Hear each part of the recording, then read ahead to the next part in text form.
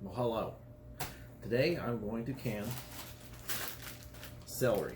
Celery has to be done in a pressure canner because it's low acid. If you look in here, you're not going to find a recipe to can celery. I don't know why, but you're not. So I'm going to use the carrot directions and some guidance I got here from YouTube on some experienced canners, specifically the channel R Half Acre Homestead. She processes whatever the word is, she cans them at I think she said 35 minutes. I'm just going to do mine for 40, and my elevation is 13, so I'll can it at 15 because that's when my little jiggler starts to jiggle and I don't have to sit and watch the gauge. So the first thing you're going to want to do, these are all pre-washed. I'm going to rinse them again once I chop them. You're going to open up your celery, and you're going to take the celery. This is a mandolin. You need a. I'm going to use a mandolin because that way it will ensure that all your slices are the same width. Do not. The mandolin usually has a guide so you don't chop your finger off. I have chopped the tip of my finger off lots of times, but hopefully I won't do it here. Just a sec. We're going to get an old cutting board here and a knife. And I'm just going to chop off the nasty little gross end. Then I'll just show you. I haven't rehearsed this. I just saw her video today and I thought I might like to do it. So here we are. We're doing it. We're making the celery slices. Now, she had really good reasons for doing it and I liked those reasons, so it inspired me to do it. The reasons are, you saw when I bought these celery sticks and my carrots. The reasons are because my daughter likes to make chicken soups and all those things, and this will make it a lot easier. And for people who aren't prepper minded like me, it just makes dinner a lot easier because this is already going to be pre-cooked. So this stuff is going to go with chickens. So it'll be pre-cooked. You'll use less energy to make your soup and reheat your soup, and that's good because if you have a blackout, you don't want to be turning on your propane stove or you're heating over the campfire for an hour trying to soften your vegetables. They'll already be done. You just have to heat them up. So I'm going to get all these chopped, and then I'm going to show you the next step, which should be blanching them all in my gigantic pot there that I have heating up. So I'll be right with you. Hold on. Alright, according to the directions I got from her video, we're now going to blanch the celery. It's all in approximately the same size width. We rinsed it, got rid of any grit or anything else that might still be on it. You still have like the little celery hairs, but those will kind of shrink as they cook away, I guess. It did help, I found, to cut down on the strings. If when I ran it through the mandolin, see like the little shape there, if you did the rounded shape towards the blade, it cut down on the little celery hair. So I have my water boiling, and I'm just going to put these in and hopefully burn myself on camera here so you guys can all have a good laugh. Now, this is a boiling, but once all this cold stuff goes in, it's going to stop boiling. So we're going to return it to a simmer. Ow. See, got burned. That was a sick burn, right? Ow. As the kids say. So now it's not boiling anymore. We're going to turn it up to high, let it simmer. Once it simmers, let it simmer for 3 minutes. It's almost to the simmer now. I'm not going, this is called blanching, by the way. I'm not going to add any salt because when I put them in the jars, we're going to use pint-sized jars because a quart is too much celery. I'm not going to add salt now because I'm going to add salt later. So we'll let this come up to a celery hair. To the simmer. Let it simmer for 3 minutes. I'll be right back with you. Let me just pause a Rooney. Oh, okay, I think I'm back. Okay, you can be gone now. My assistant was pushing the button. Okay, here we are. Now we have the pint jar, which has been cleaned. The funnel.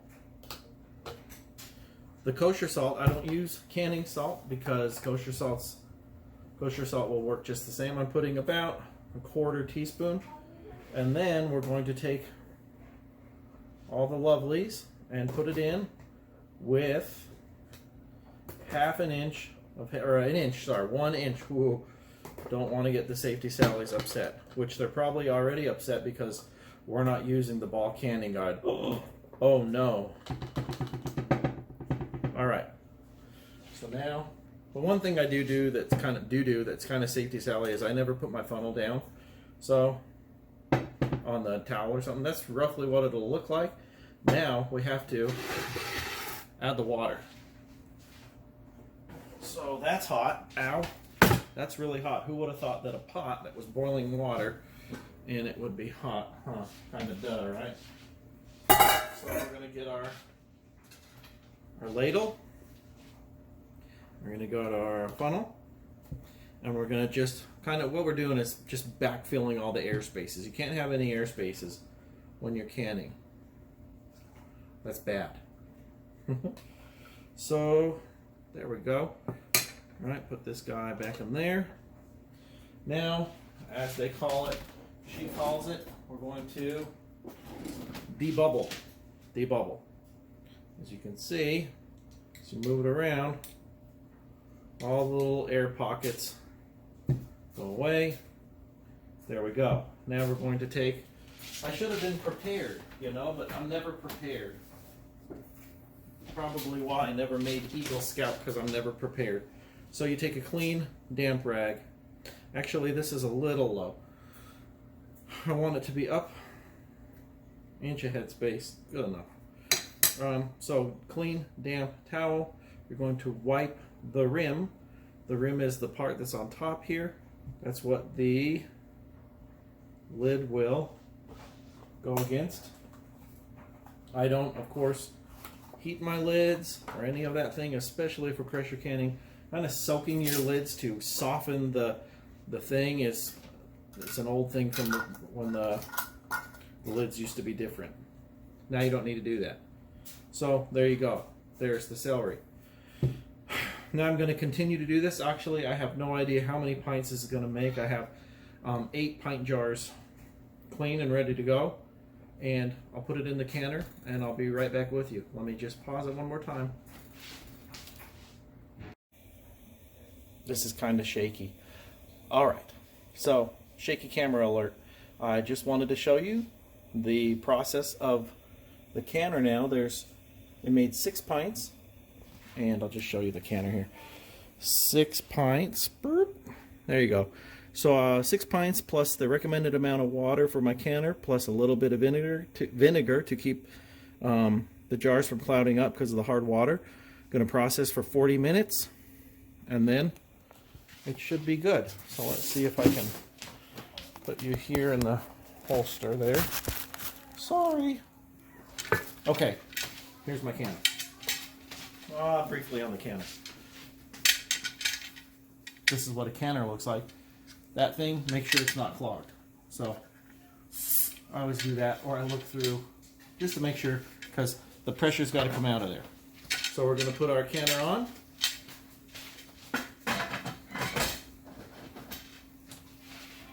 It's going to sit and come up to pressure, and when it does, then we start our timer. Actually, we need to vent it for 10 minutes out of the little vent hole. See the vent hole? Then, when it vents vigorously for 10 minutes, let me move you in here closer. This is real high production. There we go. The vent. It'll vent for 10 minutes, and it'll go, psh, you know, there'll be stuff coming out.